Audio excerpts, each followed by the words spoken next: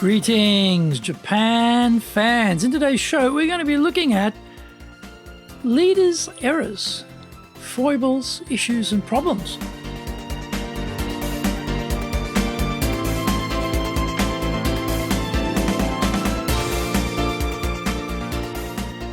Maishu, arigatou gozaimasu, and welcome back to the 7th year of the Leadership Japan series. I'm your host, Dr. Greg Story, your corporate coaching and training guide committed to your success, the president of Dale Carnegie Training Japan, a best-selling author, Japan Sales Mastery and Japan Business Mastery. My new book, Japan Presentations Mastery, is going to be released shortly. We are broadcasting around the world from Minato-ku in the center of Tokyo, the leadership capital of Japan. Now, this podcast brings insights, examples, and experience about leading in Japan, and trust me, it is different here. Don't forget to subscribe and share this podcast with your family, friends, and colleagues. We are not being sponsored by Libsyn, but we value your privacy, which is why we have our podcast hosted by Libsyn, who, unlike many other podcast hosts, have a strict policy that does not allow access to your private information by anyone.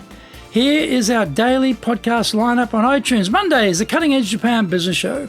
Tuesdays, the Presentations Japan series. Every second Tuesday, the Business Tatsujin no Oshie Show.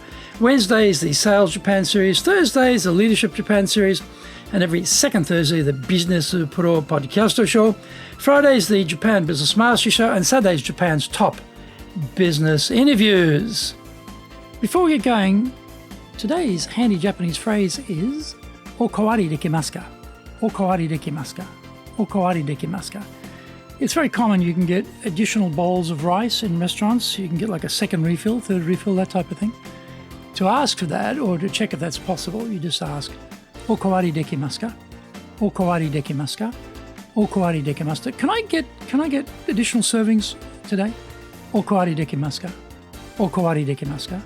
Okawari dekimasu ka? This is episode number 407, and today we are talking about common leader Achilles' heels. We know the name Achilles because of Brad Pitt and Hollywood, or we may have read the Iliad. He was a famous mythical Greek hero whose body was invulnerable, except for the back of his heel. His mother plunged him in the river Styx to protect his body, but her fingertips covered the heel, leaving it vulnerable. Research by Dr. Jack Zenger identified 4 common elements which compromise Achilles' heels for leaders. Blind spots are a problem for all of us. We can't see our foibles, issues, problems, but they are blindingly obvious to everyone else working for us. Remember, subordinates are all expert boss watchers. They examine us in the greatest detail every day in every interaction. Let's examine what Zenger found and see what we can learn as leaders. Number 1, lacking integrity. Not too many leaders would be saying they lacked integrity about themselves, but that may not be how they are seen by their subordinates. The organization may be zigging, but we decide to zag. We don't agree with the policy, so we decide to head off in another direction. There may be promulgated values developed in the senior executive suites, and we are not modeling the correct behaviour. Maybe our big leader egos can't admit mistakes or when we are wrong. We try to bend logic and justify our way out of the situation. Maybe we say one thing and do the precise opposite of what we are preaching. Do what I say, not what I do. Does this sound familiar? Number 2, not accountable. Of course I'm accountable. What nonsense! May be our first reaction. We may be telling our boss that the poor results of our team are because we haven't been issued with the sharpest tools in the toolbox. It's all their fault, and we are pristine and perfect. The 360 results are a bloodbath, as our subordinates hoe into us for our various failings, but we dismiss the results. Piffle! Don't they know what am I facing here? the pressure, the stress. No one appreciates how hard I'm working. They have no idea what they're talking about. Perhaps our decisions are poor, and instead of owning them, we push the blame off onto others, particularly other departments. If only IT did their job properly. If only marketing were more professional. If only sales was pulling their weight ad nauseum. Find out more. We come back from the break.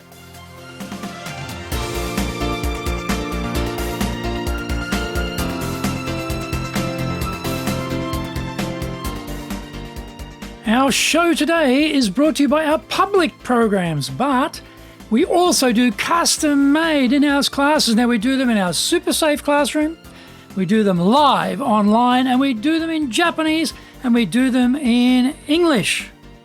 Now, today's show is sponsored by, on the 12th of May, our cross and upselling program.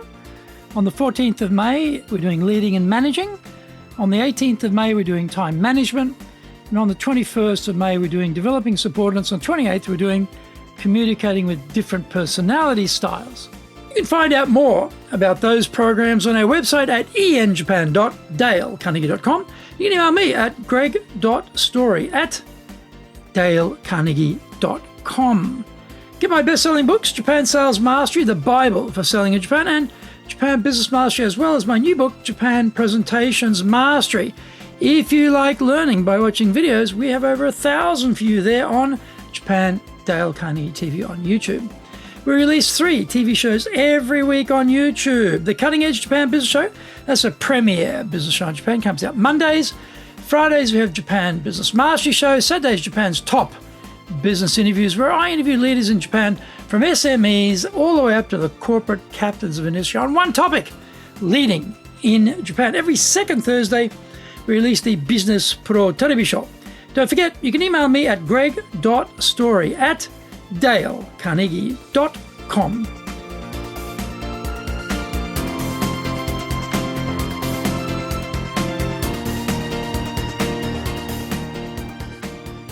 Welcome back. Number 3, over-focused on self.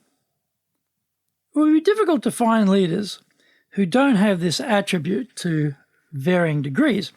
You don't see too many wilting violets whisked up into leadership positions. Self-promotion is a fundamental aspect of getting ahead in business. The issues arise when it goes to extremes. Strong leaders can often believe they are in a zero-sum game, and another success lessens their own worth and promotion opportunities. Not cooperating with rivals or even attempting to sabotage them can be some fallout from this attitude. Subordinates, too, can be seen as future rivals who might replace the boss, so better to not delegate to, coach, or provide experience for capable people in order to keep them down. Number 4, uninspiring. It would be a rare bird of a leader who admitted they were uninspiring. We easily believe we are a role model for others, that we have credibility and are someone others want to emulate. However, we might be a hopeless public speaker, barely able to string 2 words together without injecting a series of ums and ahs into proceedings. We might be morose, weighed down with the pressure of our position and responsibilities, permanently in a bad mood. We might be so busy we're incapable of directing others and wind up dumping work on them, minus the why and the how bits of the equation. There is a bitter pill for leaders to swallow to overcome their blind spot. It is called feedback, and it can often taste sour, jagged, and unpleasant. We cannot see ourselves as our staff see us, so gird your loins and ask for help to be a better leader. This is never easy, but the alternative of blundering forward, repeating the same errors is not tenable. At some point, the organisation will have a reckoning with us and it might prove fatal to our careers. Better to take our medicine early under our own direction than hoping for the best and eventually getting the chop.